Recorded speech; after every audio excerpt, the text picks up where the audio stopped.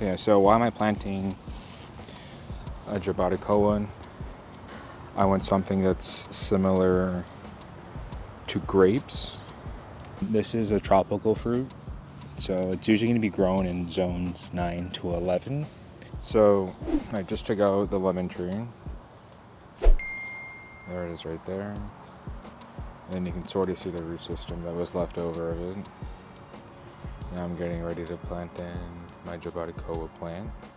I'm going to end up making this hole just a little bit bigger to accommodate the size of the pot. Remember, it's normally 2 times the width and about the same depth as the pot itself. So let's see what we can do.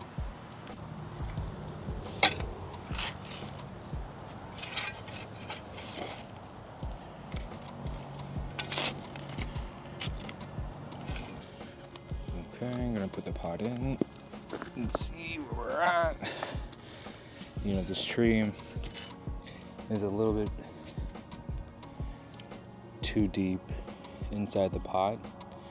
Normally you want to find out where the roots are starting, and it looks like the roots are starting a lot further down inside here. You want the root flares, what it's actually called, to sort of be on the top. So I'm actually gonna have to take some of the soil that's on the top out and try to have it leveled with the hole that I'm digging. So I'll probably need to fill this hole up with just a little bit more and then figure out where the root flare is for the Jabaticoa.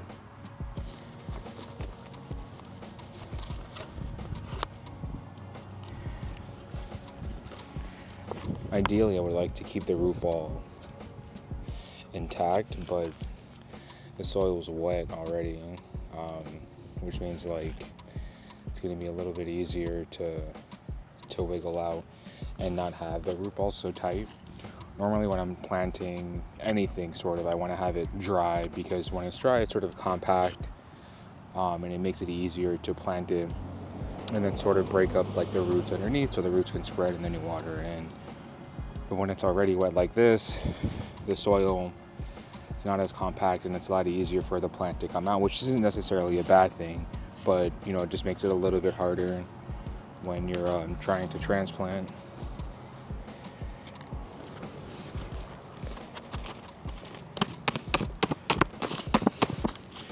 So let's see, give a few smacks.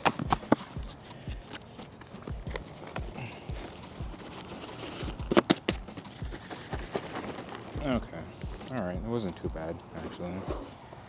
So the root ball is still intact, but we don't know where the root flare starts. So I don't know how deep this was buried. So it wasn't buried too far deep. You can start to see the root flare coming out over here. So this is roughly where I'll have it buried. Remember, the soil line was sort of up to here, and so it was a little bit, maybe an inch or so buried underneath.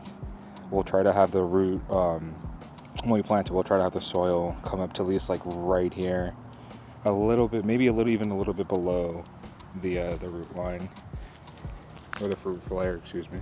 So I think that's pretty good. I have a great understanding of where the root flare starts to begin. So like I said, pretty much right where the root flare starts to curve down is where I'll have the soil. Obviously this is too deep, so now we have to go ahead and backfill, which isn't a problem because I have a bunch of material still around here. Go ahead and lay this part down.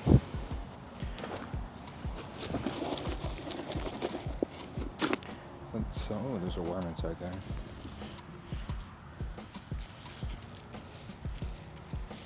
So you can see some of the mulch is breaking down. I'm not sure how well you can see it, but you can see that it's sort of turning white. This is the mycorrhizae. It's a fungi that is super beneficial for the plant. It helps retain nutrients and also helps in the breakdown of the mulch. What's funny is when I was taking the lemon tree out, I didn't actually get to film it, but the top layer of the mulch was dry, but as I was taking it out to take the lemon tree out, I noticed that it was moist underneath and we haven't had rain for a few days, which is a good thing, in terms that the mulch was like holding the moisture, keeping the roots nice and well moist. All right. I mean, that looks pretty leveled with the surrounding soil.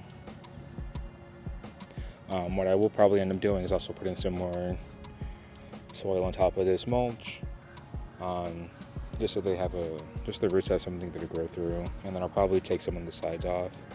What I don't like is some of the roots on the side are kind of brown and dry, but underneath it's not too bad. Well, we'll see. Honestly, we'll see.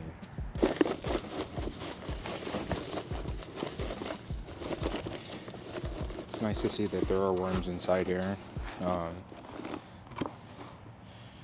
which hopefully means that it's rich in some sort of organic matter, which, you know, every plant loves. I don't think any plant has a problem with having too much organic matter inside.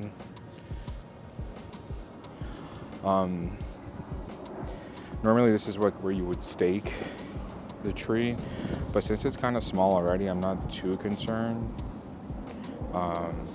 I might change it later on, or I might add a stake later on just to help with the support. But yeah, let me go ahead and start backfilling this with some of the stuff that I have around here, and then maybe I'll have to get some ground soil. It's sort of like, it's nice having a compact root ball, but it's also not, because, you know, you want the roots to sort of branch out. And this is what happens when it's inside of a pot for too long. Alright, that should be good.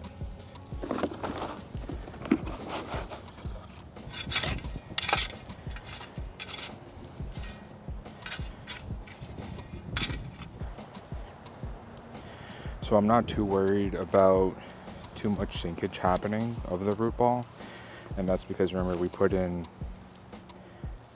some mulch underneath, so over time it'd eventually break down.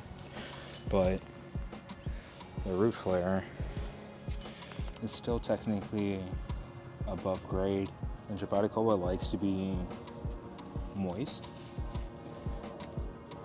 Yeah, you know what, I'll probably end up putting a stake, because I do want the roots to get established. Don't want to go through like the main root flare, which is going this way, so I'm probably just going to go to the side just a little bit.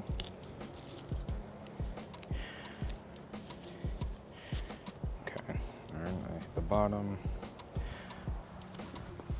I might have some twine inside my car. Alright, let's see. There we go. You never want to have like whatever you're using to tie against a tree, you never want to have it constraining the tree, because what will end up happening is the tree will go around whatever rope or twine or wire you're using, and that'll eventually eat into the tree, causing problems later down the road. So this is just a loose tie that I'm pretty much doing just to keep it from like falling over too much.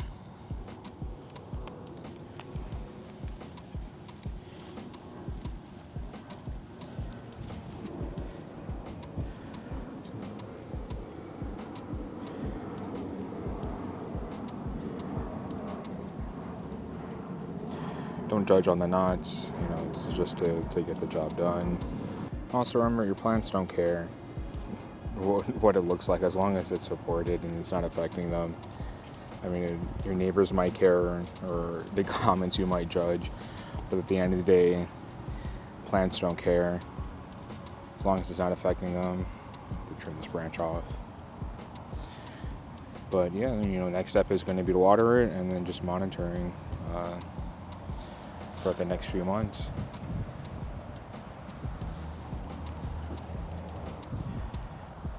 And this is my Jabaticoa plant. There we go. Jabaticoa Sabara. Let's grow.